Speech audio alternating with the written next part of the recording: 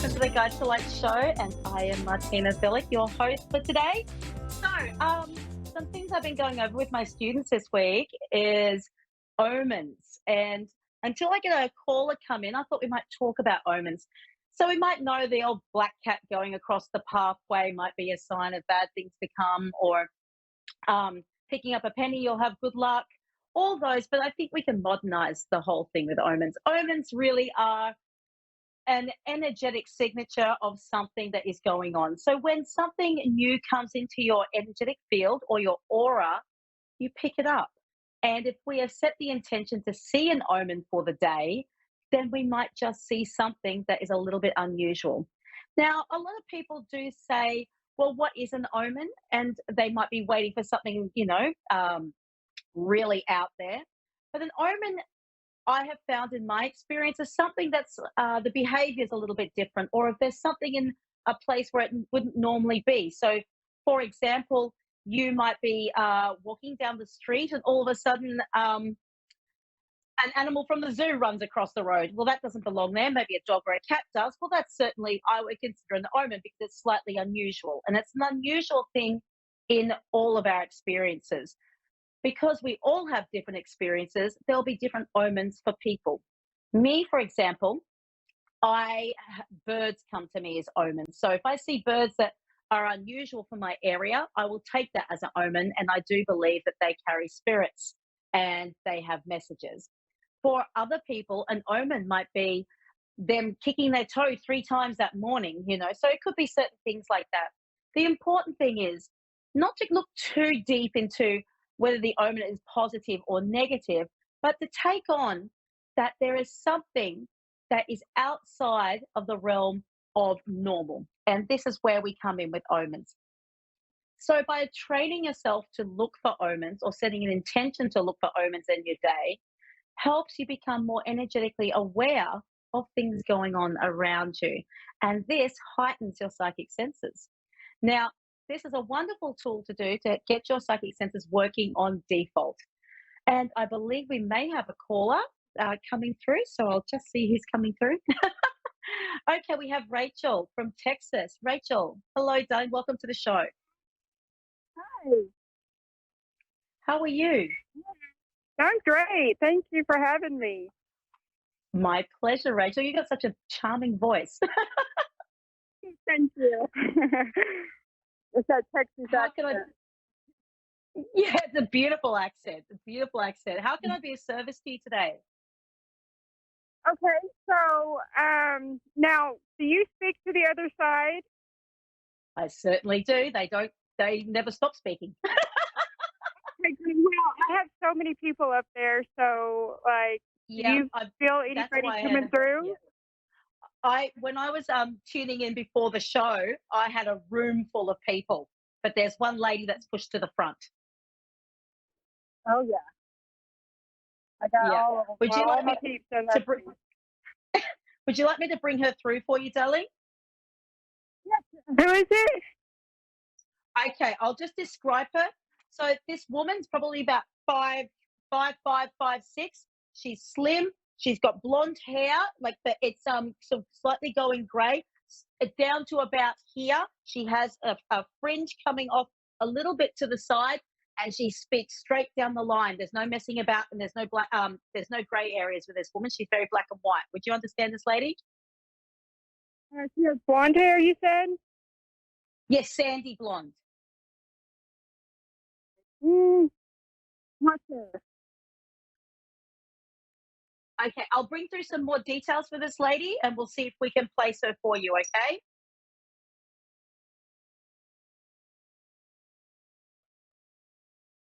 All right. I'll keep continuing. I'm not sure if I've still got you, Rachel. I thought you might have cut out. I'm here. Are you there? Oh, you're there. Good. All right, I'll bring through some more details from this lady. Just give me a second to tune in. Okay. Okay, so this lady used to cook a lot. There was something in particular that she used to make, and it was like square bread, and I believe she cooked for church. There was she would always provide food for church. This lady loved to cook, but there was particular things, and they were kind of bread things. They're like squarish shape, about that size. that would have been something particular that she made.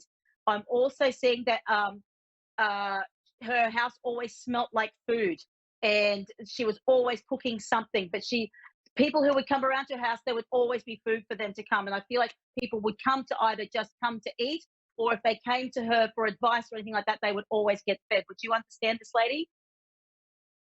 It kind of sounds like my sister, is although I don't know, she dyed her hair, so it could be gray, but she always dyed it.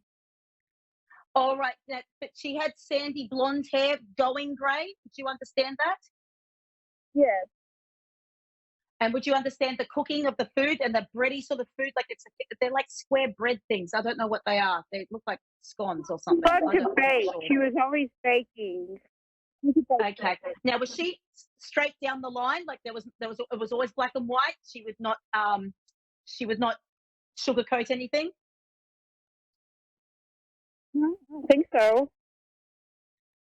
Okay, so this lady, I just got that she's very direct, and if somebody had a problem, she would tell you straight away what she thought about that problem, or thought what the solution is, without trying to make it without trying to sugarcoat it. Like, she doesn't soften things. No, no, she had a mouth on her. Yeah, that's the impression I've got from this lady. Okay, so I'm just going to connect a little bit deeper to her, and we'll see if we can get some messages. Okay. Okay. All right, my darling. Just give me a minute. Would you understand there's a financial investment that is coming up for you where you have to outlay some money? I feel like there's a big decision to be made, like whether the money goes this way or the money goes that way, or if there's like a chunk of money that's being separated. Did I already get the money? There's an something's coming up to do with money where there's going to have to be a big decision made with what happens with the money coming up. Would you understand that? Well, I don't know about that, but I hope there's some money coming. Oh, okay. I What I'm getting from spirit is that there's going to be a big decision to be made with money coming up. Okay. And it's going to be like a decision where you're going to have to decide where you're going to be putting money. Okay. Like whether it's going to be making a big change in your life, darling. This is what I'm feeling from spirit. Oh, well, that's kind of scary. Okay. Well, I wouldn't say it's a bad thing. It's just a big decision that's going to be coming up on around finances, on where you're going to be outlaying money for something.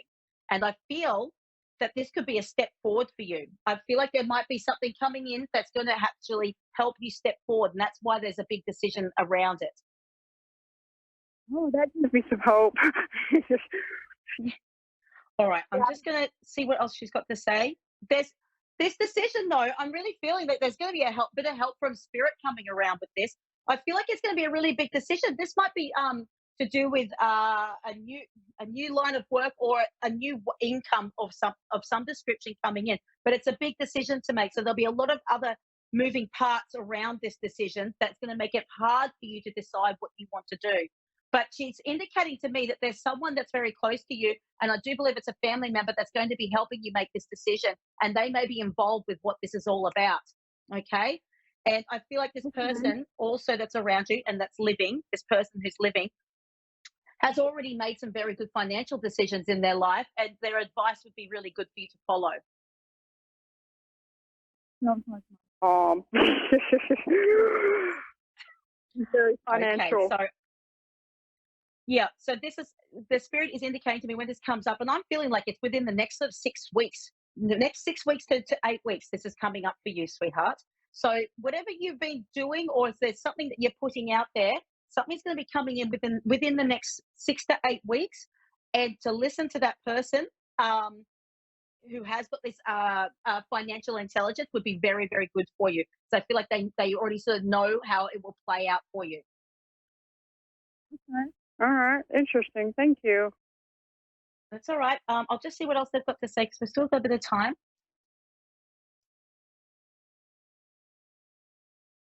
Now, there's actually another gentleman that stepped in who's got really dark, thick hair, and thick facial hair. And he's kind of come right behind me and moved her to the side. And and this is something how he would stand. he would hold on the back of your chair, and he would kind of lean forward like that, even if you were sitting in the chair, like a very forward gentleman. And he's very comfortable around people. He's a little bit big, like very loud. Would you understand this gentleman? I've had so many that have passed. Okay. He's got